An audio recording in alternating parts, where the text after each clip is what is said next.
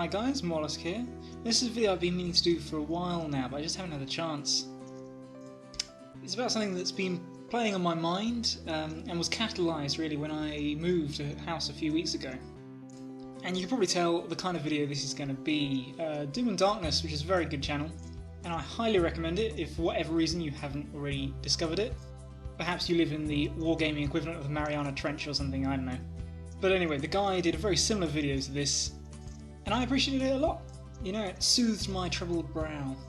Because frankly, the suspicion that I've gone a little bit too far has been starting to bother me. I got back into the hobby about 2 years ago.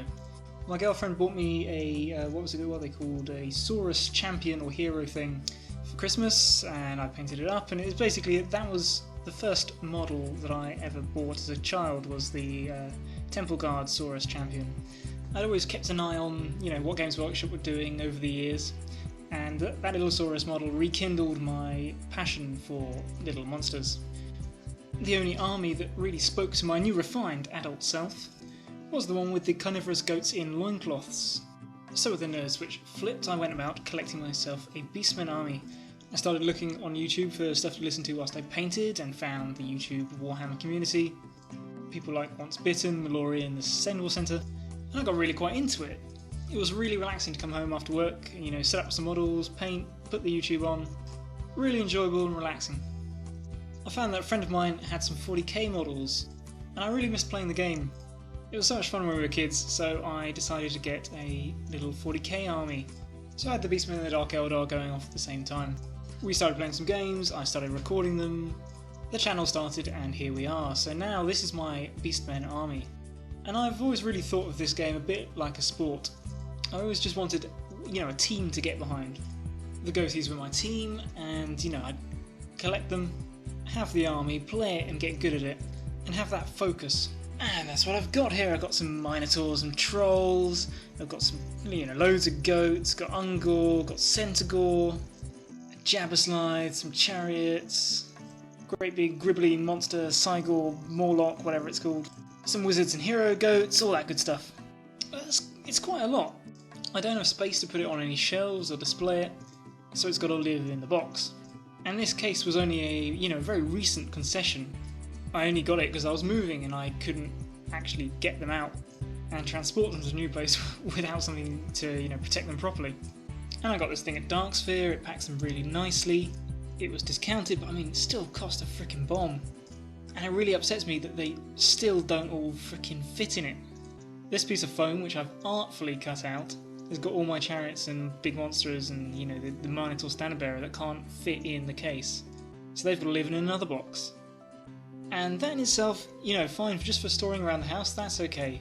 But in order to take my army to a game, a decent Beastmen list in my view should have some chariots.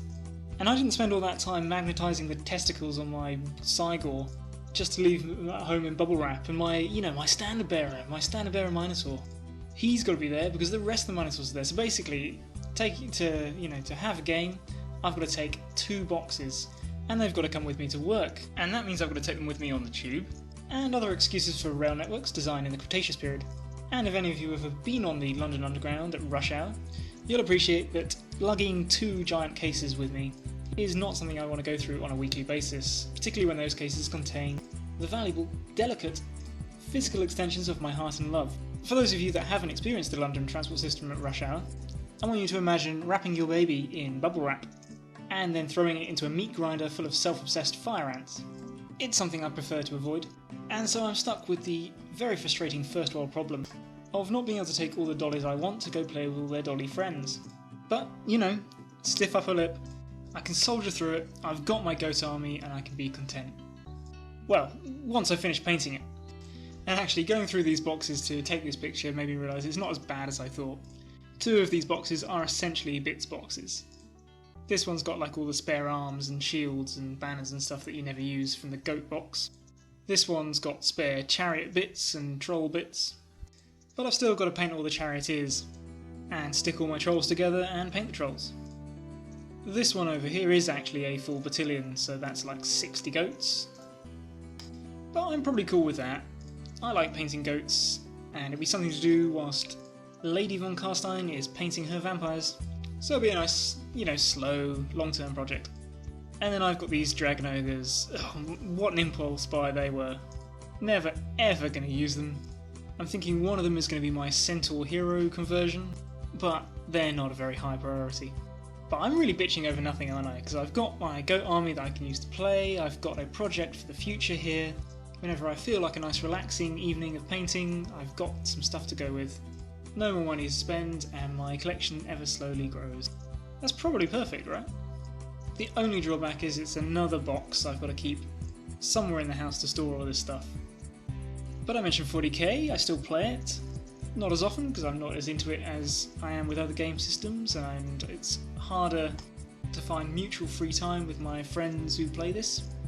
And so it's still in the house, taking up another box worth of space. So I've got my, all these crews from my little fighter planes I've got. I've got my Talos that I really need to finish, because they're like the centerpiece of my army. I've got Solitaire that was supposed to be my Archon. I think this is another bits box. I don't even know what's in there. I've got this little box of Kroot, because when I first got into 40k, I really liked the Kroot. I was intending to do an army before I realised what a bad idea that would have been. And then I've got those Tyranid Gargoyles and those Tau Crisis suits at the back. I used them for conversions, and I just can't bear to chuck bits away. So I'm keeping hold of all these bits and pieces to paint, sometime in the far, far future of a galaxy far, far away. And then I've got my army artfully condensed into this large briefcase. I'm going to be honest, it doesn't fill me with joy to see them like this. But I can either buy models or super expensive places to put them. And to be honest with you, I didn't get into this hobby to play with boxes. Oh, and because Games Workshop likes to build its models nearly life-size, I have to have another box for the ships. One day I'll have a showcase for them so they can be on display with all their electric green glory, but that's going to have to do for now. Okay, so that's not so bad. I've got two mostly complete armies. A bit of painting to do, but one army I'm going to play, fairly regularly, one army I'll take out every now and then. A few boxes to store, but it's not a big deal. Oh, and throw in this shoebox of battered to hell shit. That's the stuff I had when I was a kid. And basically, I'm keeping hold of this just in case I do have kids, and I'll feed them this and hopefully they'll leave my nice stuff alone. And by the way, I'm not taking the blame for this atrocity that's happened to this Falcon here. That's the handiwork of my kid brother when he was like 3 or something. See what they can do? This stuff is chaff in the metagame of life. And a shoebox really isn't that big a deal to store. Oops, oh yeah, I forgot about this stuff. This is the nice stuff I had from when I was a kid. And also my Kroot, and also some of the vampire stuff that we've painted for Lady von Carstein's Army of the Damned. But it's just a little case, so that's okay. Oh, what was this? What is this? Ah, that's right, this is my new favourite best game ever, Malifaux. It was only supposed to be, the starter box of the demon flying goats, with maybe one or two other models to pad it out a bit. Something to get me through my disappointment with Age of Sigmar, and tide me over whilst I waited for whatever would come of Fantasy 8th edition, which was 9th Age. And look what happened, I really got into this game.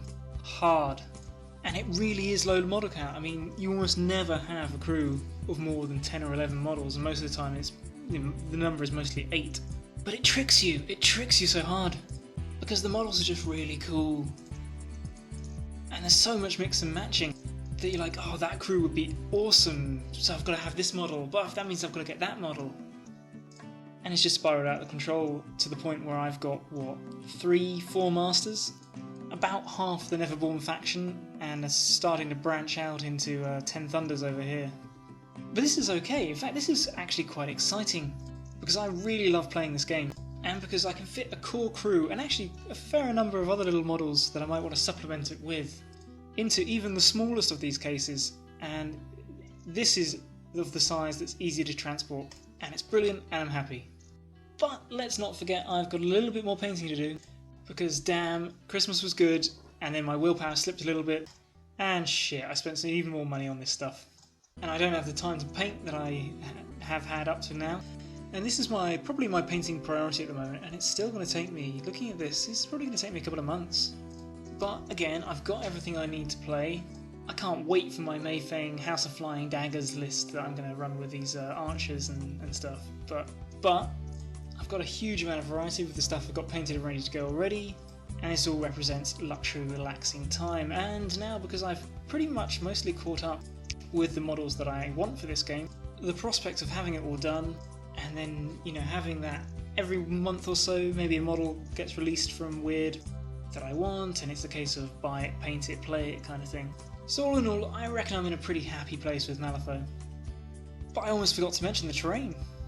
And let's be honest right now, these walls, this building stuff, is never going to get painted. I can barely will myself to base my models, so this stuff just doesn't stand a chance. The Herdstone's serviceable. I mean, I need to finish this paint job, and I need to stick all the skulls and trophies and stuff I wanted to on it, but really that's a long way down the list. And I reckon this is quite a fundamental hobby problem, as once it becomes usable, then the drive to paint it really takes a nosedive. But the unfortunate thing is I'm going to have to add more to this. I'm going to have to buy a Malifaux mat, and I've been putting it off for a long time and using my crappy wire and masking tape trees, but I'm going to have to get a proper Citadel forest or something equivalent, because you just need a forest, and especially if you're playing Beastmen or Beast Herds in 9th and you want to bring that forest, Dark Forest upgrade thing. So yeah, I'll have to bite the bullet on that one, but man, the thought of painting it just fills me with dread. And that is my collection. In just 2 years, this stuff has pretty much taken over my life. It's certainly taking up a lot of space. And it creeps up on you, because I was just a little bit shocked to find out that somehow my dream of, you know, one little goatee army has turned into all this. And I'm secretly hoping that maybe this doesn't look like too much. You know, I've angled the camera down so it doesn't loom, but really I've got this room, which is mostly taken up by a bed, which is just here. Quite a spacious living room, can't complain about that, and then 2 cupboards which serve as the bathroom and the kitchen. So this actually takes up a decent chunk of our storage space. But yeah guys, this is me realising I've gone too far with my hobby, and in a twisted way this is my Wargaming as a therapy video, or whatever it was that Vince Venturella was doing as the topic of the week. I don't know, however many weeks ago that was. Last week? Might have been last week. Let's look at the bad things. So the bad things are, I've got all this shit. It's taking up the limited space in my house, and there's more of it than I can feasibly play with regularly. I've got a fair amount of painting to do, and not really the time to do it. And really, actually, the biggest thing for me at the moment is not being able to transport all my goats in one case.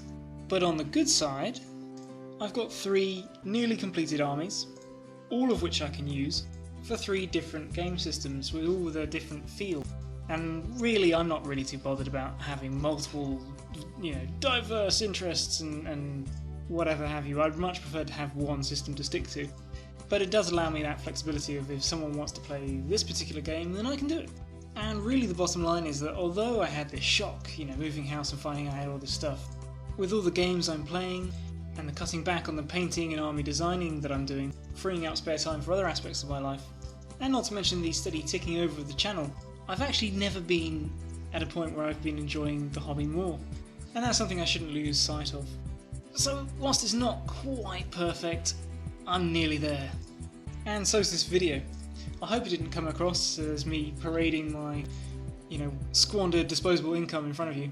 It was something I needed to vent, and just possibly some of you will find it interesting, as I think most of us at some point like to peer over the hedge and compare ourselves, see where we stand in relation to others, and this is me.